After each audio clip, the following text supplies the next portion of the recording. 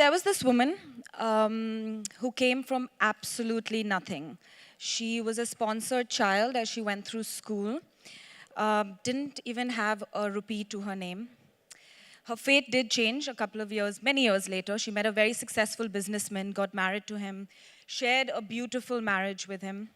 But unfortunately, one day he passed away with a heart attack and left her with a large home, 4 children, couple of lawsuits, no will and no way out.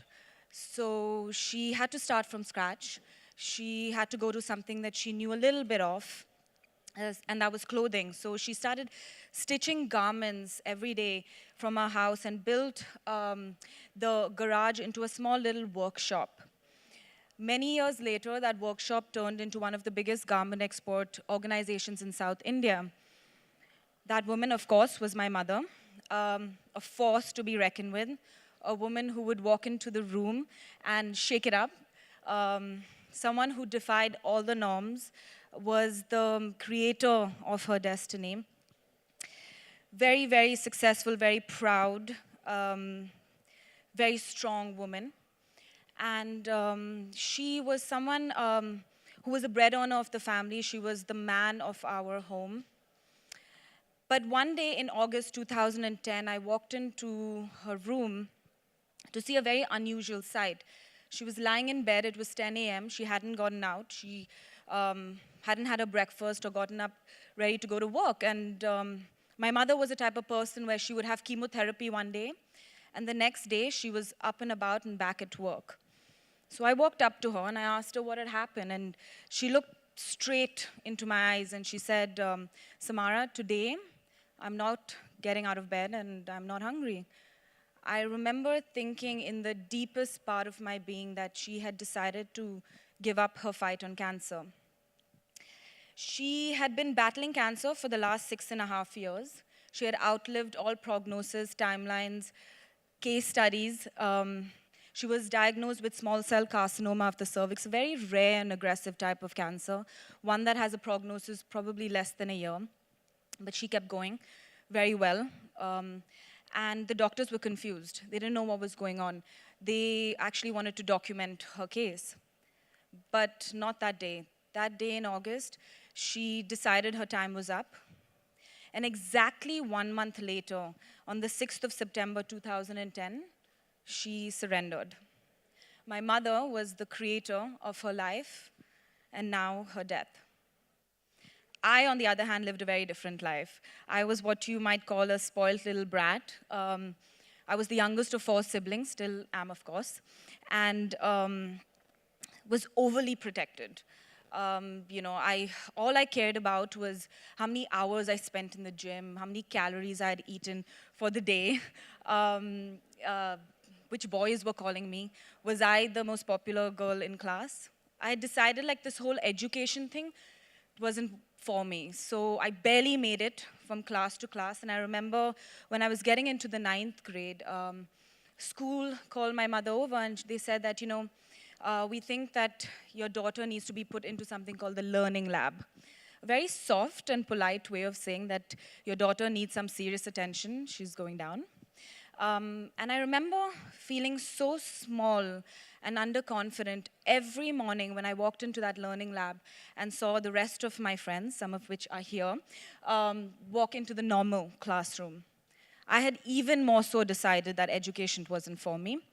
I think along with my schooling fraternity, I think my teachers had thought that, it's best this girl just do the easy stuff or nothing at all. Probably just look pretty and get married. At least it was easier. So I barely made it through. I did definitely get better along the way. But the diagnosis happened and our lives came to a complete stop. I lived beside my mother by her cancer every single day for many, many years and beyond after she passed away. And one evening, I was sitting in my room, I remember this very clearly, and I had hit absolute rock bottom. I felt the deepest void unimaginable. I was crying profusely in severe depression. I crawled myself to the toilet to wash my face. And I remember looking at my own reflection and thinking that I couldn't even recognize myself. But I saw an uncanny resemblance of looking into my mother's eyes. And I thought of that I had two choices. You know, one was the easy route, just seep in my sorrow, be a victim of my circumstances, just continue, you know, just being where I was. Or the second choice was to do something that was never planned out for me, to defy the norms, to change this world, to live my mother's legacy and beyond. So almost 10 years later, I stand before you and having just launched the first healthcare company in India to be providing holistic therapies for cancer patients. Um, this girl that was deemed as a non-starter now works with some of the top hospitals, oncologists, neuroscientists, scientists, medical professionals, and some of the smartest people in the world. Thank you. We are healing cancer on an everyday basis, and we talk medicine every day. So when Shraddha very sweetly asked me to come on this incredible platform and share my story, I was so excited and overwhelmed and humbled and nervous and petrified at the same time. I knew I had a compelling story to share, but I really wanted to give you more. So I was confused, and when in doubt, I go to the one person I really inspire to be like, and that's Oprah Winfrey. So Oprah always says, before she does a video or a talk or makes a business decision or whatever it is, she always thinks of the intention behind what she's going to say or do. So I thought the same. What is the intention behind my talk for you today? Life doesn't happen to you. You are the creator of every moment of it. You are the creator of your life and your death. You just have to choose. So about say 3.5 years ago, I was a headless chicken. I had just moved back from the US where I had done my training. I had started medicine from scratch. I had done my training in oncology. I trained as a cancer exercise specialist. I then went into breast cancer recovery training, holistic health coaching, nutrition, so on and so forth.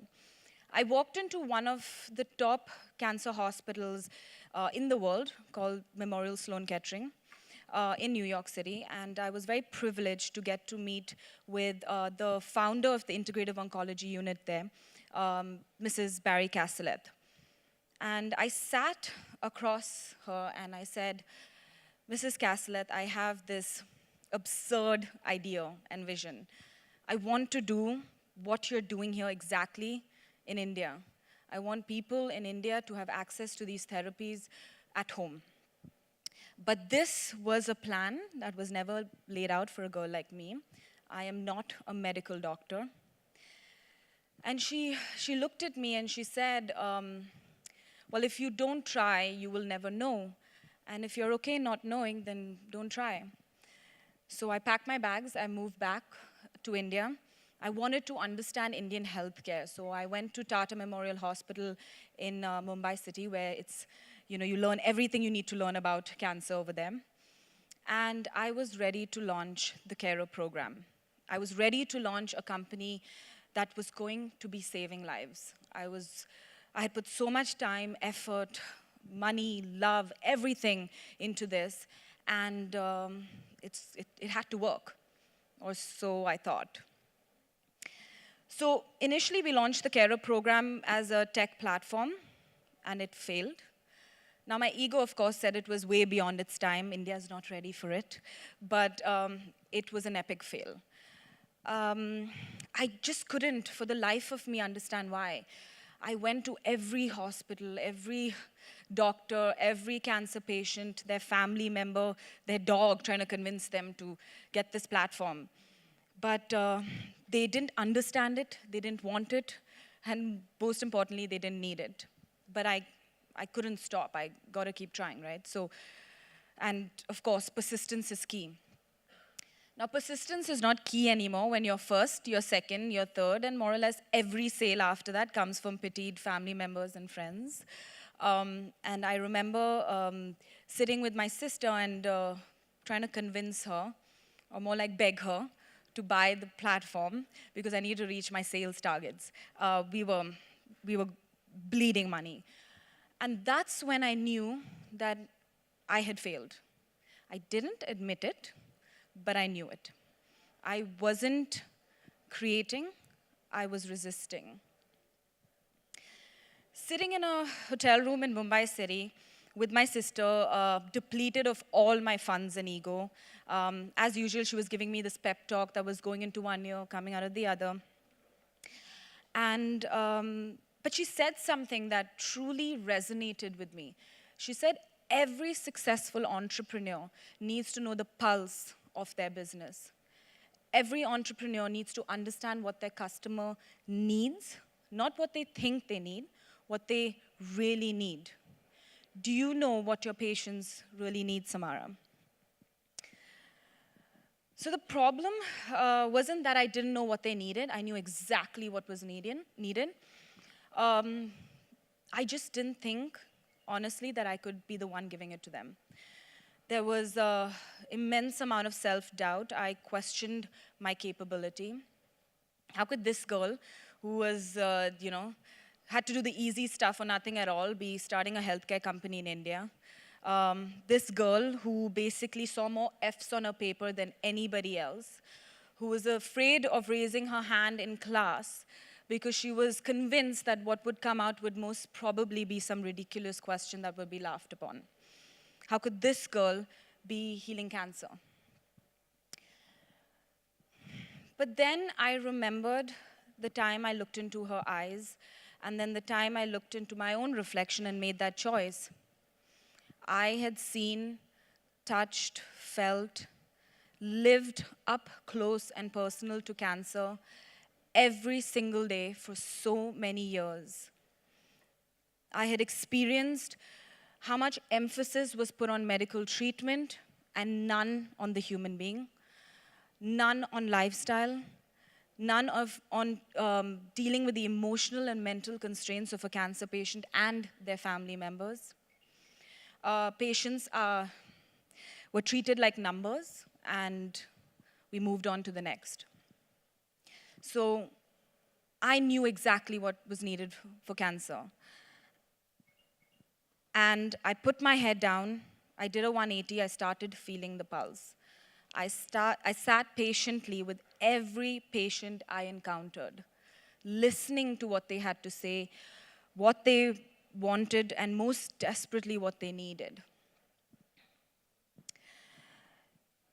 There was a lot that we did. We started procuring the right specialists, and we started creating a true company, a true mission. I started creating my life, and most importantly and beautifully, started creating a life for cancer patients. The Carer program evolved to becoming what was needed for cancer in India and around the world. Today, we work in all the tier 1 and tier 2 cities of India and now beyond the borders. We work alongside the medical treatment. We look after the lifestyle of a human being. We treat the root cause, we build immunity, and we look at decreasing chances of relapse. So if you have a limiting belief about yourself, you really might want to think again. You might want to reflect on the story that I have just told you and know that there are strong examples of people who have defied all the norms and who have been the creator of their lives. So I really urge you to use my story to change yours so you too can choose to change this world. Thank you.